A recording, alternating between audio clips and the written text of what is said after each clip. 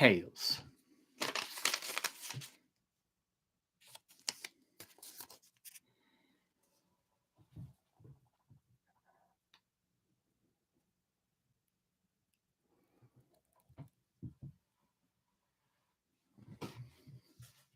Hello, and welcome to Storytime with Isto. You've reached chapter 26 of Tarot Tales, a weekly gathering where I tell a little-known folk or fairy tale based on a randomly drawn tarot card from the week prior. Those of you that have been following along online know that this week we are talking about this incredibly potent card called the Chariot. So much symbolism in this card, I won't be able to cover all of it. But before I dive into it, I want to ask you to take a second to look at it and take it in and call out either in the comments or to yourself what things you notice about this card. What things pop out? If you've seen other episodes of the show, what other things do you notice from previous episodes? For me, there were a couple of things that popped out. The giant breasts on these black and white sphinxes down at the bottom were very, very noticeable for me. I love a symbol, so I didn't know what was going on with this one, and I wanted to learn a little bit more about it. I noticed that this was a kind of androgynous character driving the chariot, which normally represents a kind of like middle ground or a balancing of the masculine and feminine energies. And actually, as I read a little bit more and I looked a little bit closer at the nipples down here, I realized that the black sphinx is a male and the white sphinx is a female. We've got all of this incredible celestial symbolism. We've got these crescent moons on either side of the shoulders, which is really fun. And then I looked into some readings about this, and then I found this description that indicated that you've got a happy face and a sad face inside of the crescent on either side. Yeah, there we go. You can actually see that a lot better on the camera. One is actually grinning and the other is kind of grimacing. So again, we've got that kind of like balanced duality. I learned that the white square is representing kind of being grounded on earth. And that square is exactly what we're seeing down here at the base of this chariot.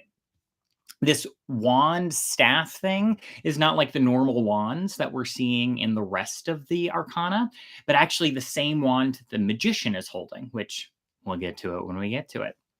But my favorite thing about this card, and the reason why it resonates so much with me, is something that I didn't even recognize I had to read, which is that there is no rain on this card. The charioteer is controlling these forces, this black and white, this duality, this masculine, feminine, in a stone chariot. And this is kind of representing being able to control and balance all of that with your mind. You're driving this all from a sense of psychological security, which I just think is so beautiful because I love reading about and learning all of those things. And unfortunately, we drew the card upside down for this week's story. And so we're not hitting that kind of like goal setting, ambition, drive, perfect balance. What this means upside down is maybe your life is kind of careening out of control. You're trying to move towards something, but you can't seem to get control of it. And I found a beautiful story for us this week that's going to really dive into the depths of when you don't feel like you have control over your life. I'm so excited to share it with you. But before we dive into that, let's talk about the beverage book this week. I am particularly proud of the drawings here. I really liked doing the kind of brain thing. If you can see, we've got some like black and white shading there. Not always going to call it out, but this week we will. Those of you that drink alcohol, we have the Unwanted Helper. I'm not drinking that this week because it called for a maraschino liquor, which I didn't want to go for. But I am drinking the Pear and Parsnip Soda from Seedlip. So let's give it a shot. If you are drinking alongside with me, if you are watching this live, or if you are watching this in the future, cheers for joining me. Do not care for that. It's not bad. It's just the Seedlip is tastes like a carrot. That's all I'm going to say. Alrighty. So You may have noticed I've been trying to do a whole bunch of different stuff during this season. This episode this evening is no different. I'm going to try and guide us on a sort of experiential uh journey meditation kind of thing, which is a little weird for this story in particular because it gets a little graphic and a little gruesome. So if that's not your thing, or at any point you're like, nah, I don't like it, go ahead and skip on over to the next episode. But I will ask, if you're down for it, for you to get yourself settled, sit up straight as if you were going to engage in a guided meditation. Find a nice, comfortable space to sit. I'm going to give you a few minutes to do that while I tell you about Vanuatu, which is where our story is coming from this week. And this week, the globe is actually really helpful in some ways because I didn't know where this was exactly. And it's actually right off the east coast of Australia, which you're not going to be able to see the exact islands here. And this globe is really old, and it actually calls them the New Hebrides Islands because these islands were under French and British rule until 1980. Vanuatu itself actually means to stand on land, representing the independence of the new island, of the new nation, which is now a member of the UN. And in particular, this story this week is probably the most specific and the least well known that anyone will have ever known. It's on the country of Vanuatu, which is a series of conjoining countries. And then in particular, it's in the Torba province, which is a mix of the Torres Islands and Banks Islands, Tor Banks. And on the Banks Islands, there's one island called Gawa, and then there's a small town called Dorig, where they speak Dorig, and that is where this exact story is adapted from. Which maybe you didn't need all of that additional information, but I think it is so cool. And it's amazing because there's this awesome linguist who goes to different countries across Melanesia and records these stories. So I found his website, I've transcribed all of this, and that is what we have got for you today. So I hope you've gotten settled. Please close your eyes. And to help facilitate this, I'm going to close this camera until the end. And throughout this, anytime that I ask you to imagine something, I'm going to give you the bell from the beginning. So I may say something like, breathe deep.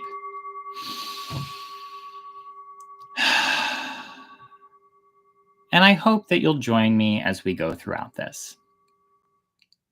Let's begin. Chapter 26, The Chariot and the Mysterious Watgōrgōr. Imagine a simple life on an island.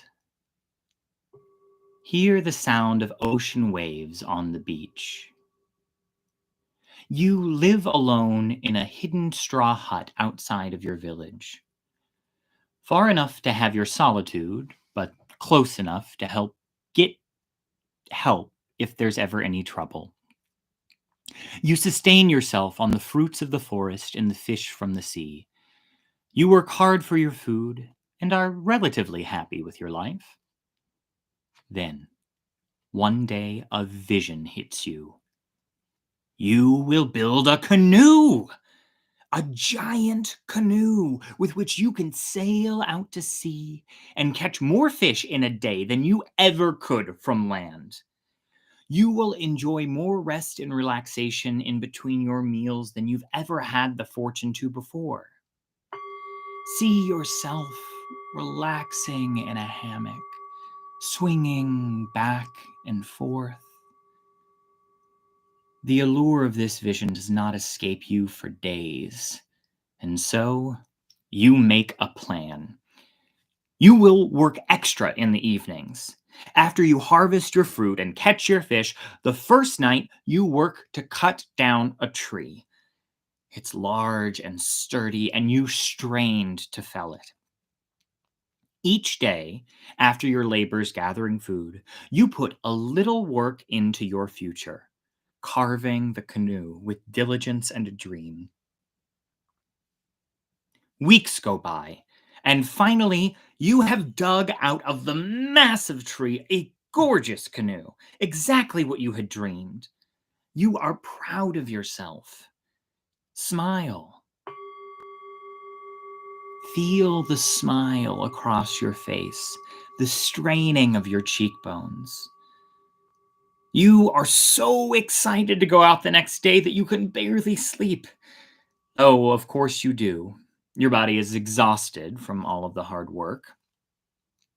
The next morning, you collect more yams than usual. You drag your beautiful boat out to the ocean and paddle it out into the deep blue water. You find a good spot. You set the yams in a fish trap that you mark with a rope tied to a floating piece of colorful wood, and you return home. After 5 days, you return to your spot. You pull out a coconut. Feel the coconut in your hands. Feel its hard body and hairy skin. You grate a bit of its husk over the trap. The water stills. You pull your fish trap up and are surprised by the weight.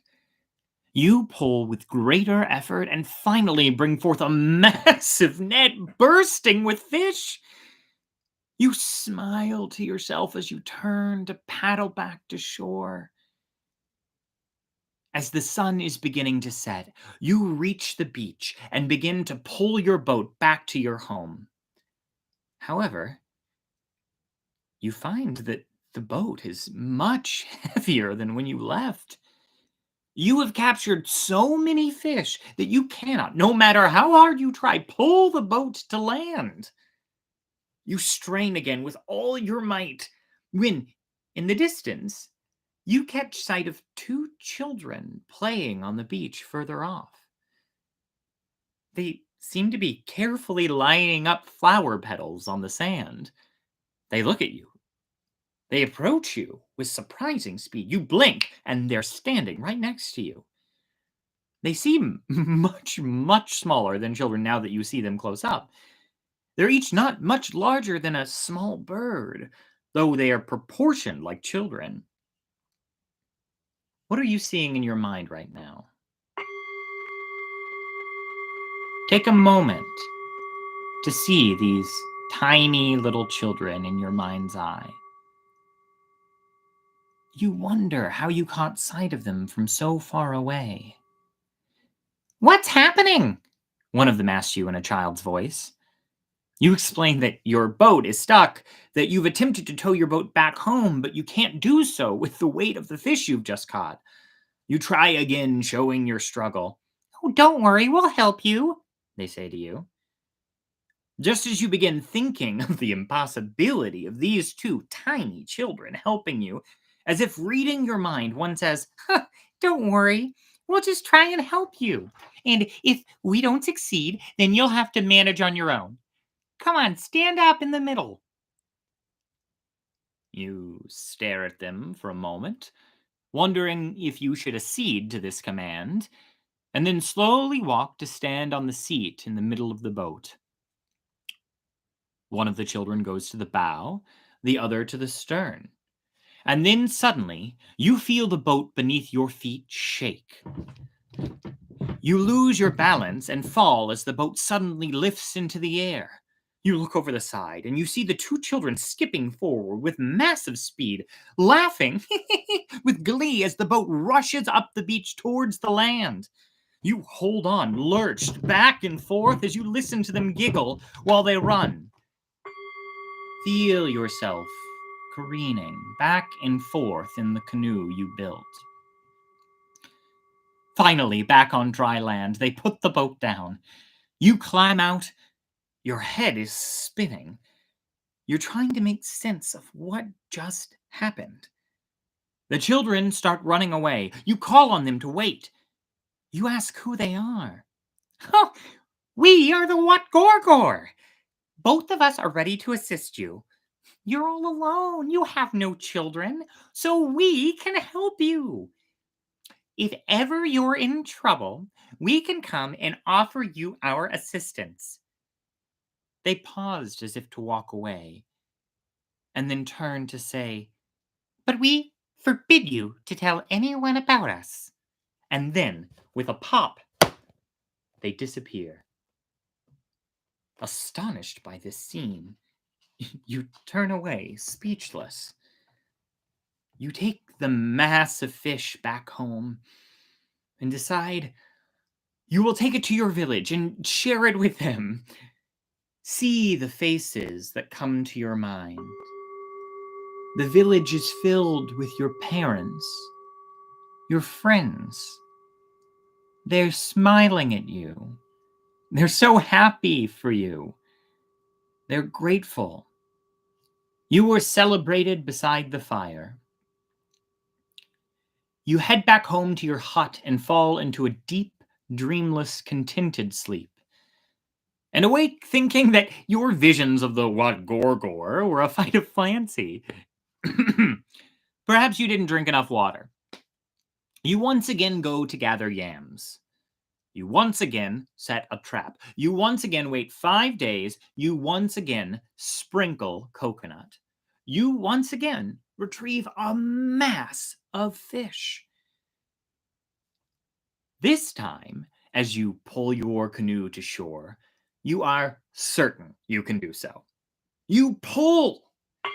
Feel the thick rope in your hands and the strain of your muscles as you pull the boat onto shore. You pull, and you pull, and at the greatest point of your exertion, as your heart begins to swell, you notice again a line of flowers on the sand in the distance. Suddenly, the two children are at your side again. "Let us help you!" Again, you take their help home. This becomes a pattern. You grow popular among your town for sharing so much fish.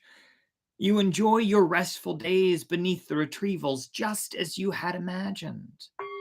Feel yourself swinging in the hammock as you did before. One day, you think to ask the children where they disappear to each time they leave you. "Oh, not far away. Our house is over there. If you want to see it one day, you can come. Just walk straight to the beach and follow the path of the flowers. It will lead you to a tiny crack in a stone, a very small cave. That's our house." The weeks continue, and with your popularity and free time, you become enamored with a particular member of the village. Think of the last stranger that caught your eye. This is them. You cannot stop thinking about them. And one day, they see you staring and return your glances. You begin a dance of gazes over the next few weeks until one day, you find them waiting outside your hut as you return from setting the trap for the week. They approach you. They kiss you. You go to bed together. You wake the next morning and again have the sense that yesterday's occurrence might have been a bout of imagination. 4 days come and go. You grate the coconut. You retrieve the fish. The Watgōrgōr help your boat get home. You bring the fish to the village. But as you approach, you overhear one villager say, "Let them carry on like that. We'll kill them." And not knowing what they're talking about, you step forward. Suddenly, the villagers scream. You turn and you try to run, but are tackled. The weight of the villagers press you hard into the ground. Feel the weight of several bodies piling on top of you, and the smell of the dirt below you as your face is pressed into it. They pull you up and hold you. The villagers gather round. A strong and angry-looking villager stands there before you with a bow and arrow.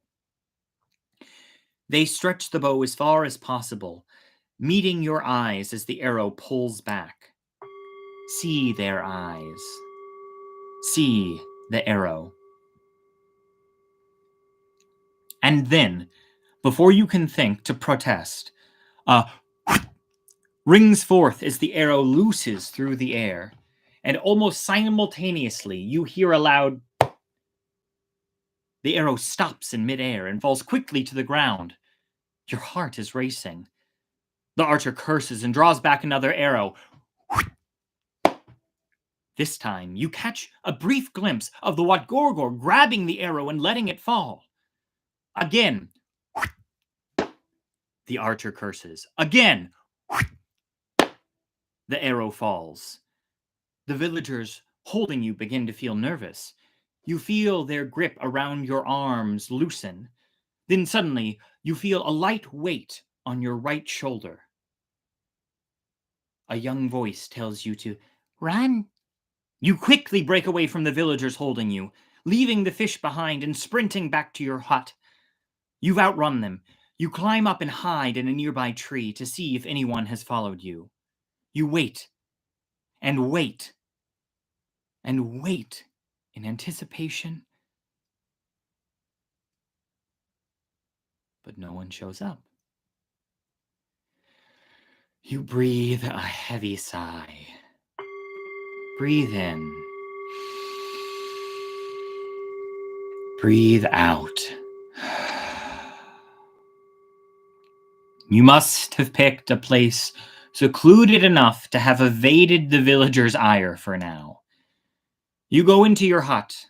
You lay down on your mat. You go to bed.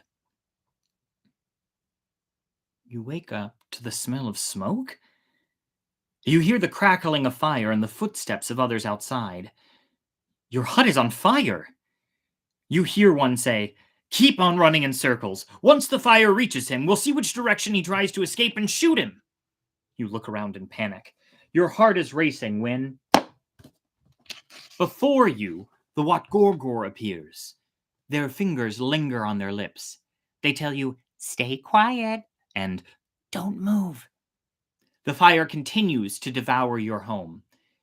It's attacking every object in your hut as the flames grow stronger and stronger. But you feel a low, comforting heat around you. You are not worried.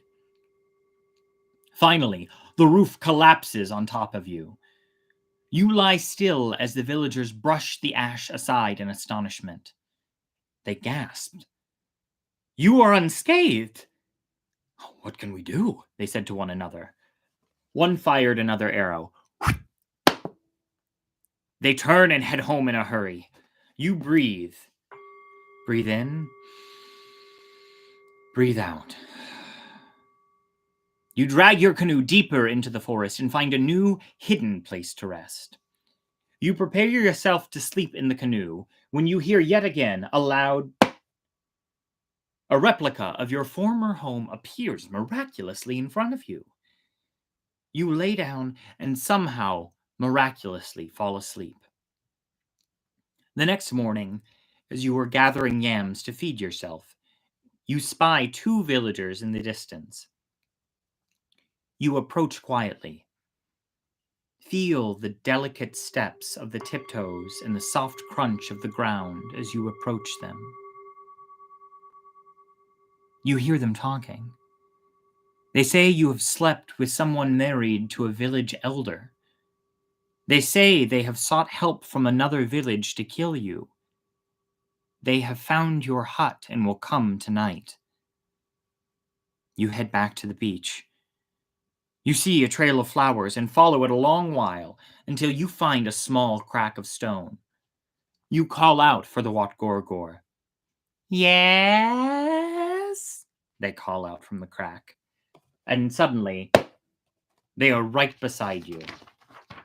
You explain that two villages are now set out to murder you. You were afraid for your life. "Oh, don't worry," the Watgōrgōr say. "We'll help you. Tonight, when they come for you, stay calm. Let them drag you away. Don't resist them. We will be there. We will help." You agree and head home to your bed. At night, again you hear rustling. Again you smell smoke. Again you see fire. Again, you feel warmth. This time, when the house burns down, the villagers grab you. They drag you across the ground toward the ocean. You feel no pain as they prod and kick you, and you drag across the ground. They bring you to the water and push you under. You hold your breath. Feel the warm salt water surround you as you jostle in the ocean. Then, from above, you hear a muted. Then you hear screams. The weight holding you down collapses in a splash next to you. You pull your head out of the water and you see the two little children zipping to and from the villagers. Every place they touch the villagers' flesh, sprays of blood flow forward. They pull the arrows from the quivers and they throw them into the skin of the villagers. One by one, the villagers fall around you. A small few are able to flee. The Watgōrgōr laugh as the blood fills the ocean. The water around you is noticeably warmer. They throw an arrow through the neck of the final villager fleeing. They dance around in a circle around their body, giggling. We think that they'll leave you alone now. And then, with another, they disappeared. You were shocked. This is not what you had hoped for when you came to ask for help. You see the body of your lover. You see the body of your family and friends. You faint. You awake the next morning, covered in sand and blood. You quickly decide to head to the village. When you arrive, the villagers recoil from you in fear. You explain to them that you did not mean to hurt them. You were only trying to protect yourself. You want to be friendly with them once again. You cry. Feel the tears run down your sand-covered cheek. You explain that the things that hurt them were magical beings called the Watgōrgōr. They pause. They ask you where they live. You explain about the flowers and the crack in the stone. Take us, they say. You lead them to the beach. There are no flowers, but you remember the stone. You show them the crack. They set a large fire at the entry. Before long, you hear the screams of the children inside. They fade. You breathe a sigh of relief. Breathe in. Breathe out. The Watgōrgōr are dead. You hope for a brief second that you will be able to return to your normal life. But just then, you feel the villagers grab a hold of you. They're dragging you to the ocean. And just before they push you underwater one last time, you look up and see in the distance what looks like two children lining flowers on the beach. And then they push you under.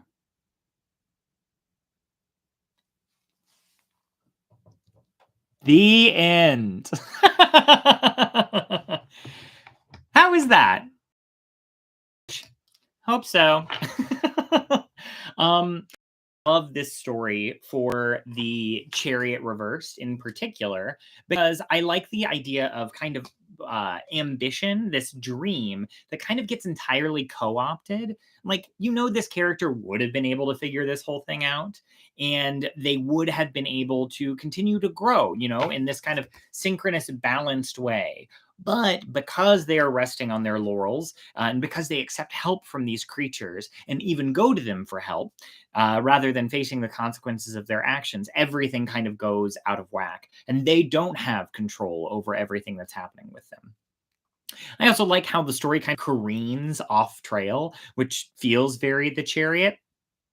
And I suppose the final thing that I'll say about this is that I really kind of wanted to do this first person meditation thing because of the psychological feeling of the card itself. So I felt like that was like a nice way to play with this format while embodying the spirit of the card. And that's it.